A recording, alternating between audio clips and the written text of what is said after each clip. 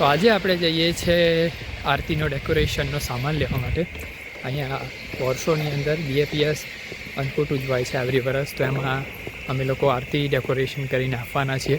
તો એનો થોડો સામાન લેવા જઈશું, સામાન લઈને આવીશું, તમને બતાવીશું શું શું લાવવાના છીએ, પ્લસ કઈ રીતનું ડેકોરેશન કરવાના છીએ એ બી બતાવીશું. પણ થોડો ટાઈમ લાગશે, હજી વાર છે અન્નકૂટને. તો અત્યારે સામાન લઈ આવીએ અને જ્યારે સામાન આવશે, આરતી રેડી થશે, ત્યારે હું તમને બતાવીશ કેવી લાગે છે. અન્નકૂટની આરતી માટેનો સામાન આવી ગયો છે અને 3 પ્લેટો બી રેડી થઈ ગઈ છે. તો હું તમને બતાવું કે કઈ રીતે કઈ પ્લેટ રેડી થઈ છે. આ પહેલી પ્લેટ છે ભગવાનના ચરણો, અને ચરણની અંદર બધા જ ચિહ્નો જે મહારાજ સ્વામીને સહજાનંદ સ્વામીના ચરણોમાં હતા એ પ્રમાણે. બીજી પ્લેટ છે અક્ષર ડેરી.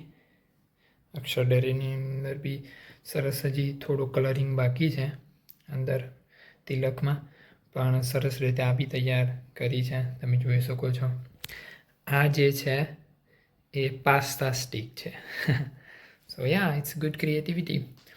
અને ત્રીજી પ્લેટ જે મને ખૂબ જ પસંદ છે, નીલકંઠવાણી મહારાજ તપની માળા કરતા.